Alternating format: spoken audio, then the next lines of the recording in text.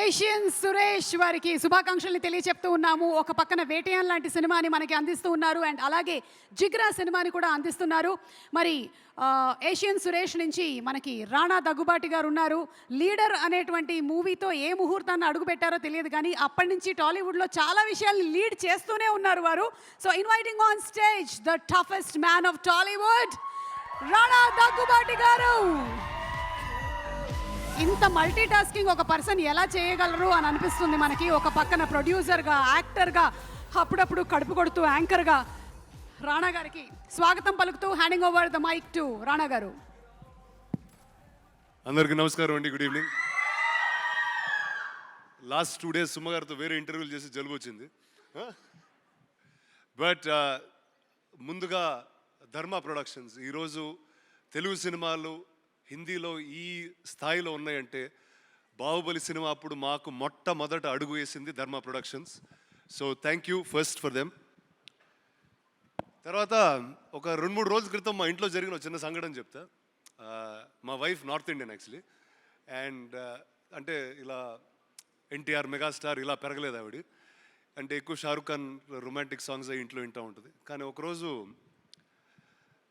చుట్టమల్లే పాట వింటూ ఉంది. నీకెట్టా తెలిసి ఈ పాట అంటే ఆలియా భట్ ఈ పాట పాడింది, అందుకే నాకు తెలుసు అంది. సో ఆలియా గారు, మీ వల్ల తెలుగు సినిమాలు హిందీ వాళ్ళకి చాలా పాపులర్ అయిపోతున్నాయి. So this is just returning the favour in that manner. And I hope జిగ్రాతో ప్రతి ఆలియా గారి సేన మన తెలుగు ఇండస్ట్రీలో ఇంకా ఎక్కువ అవ్వాలని మనస్ఫూర్తిగా కోరుకుంటున్నాను. అండ్ ఆవిడ పక్కనే ఉన్నారు సమంత గారు. Sam, thank you. Oh Baby అని ఒక సినిమా చేసాం. ఇంకా I think we should do many more like that. So అంటే ఎక్కువసేపు మాట్లాడిన, ఎందుకంటే పక్కన త్రివిక్రమ్ గారు ఉన్నారు. ఆయన మాట్లాడే ముందు మనం ఏం మాట్లాడినా వేస్ట్గానే ఉంటుంది.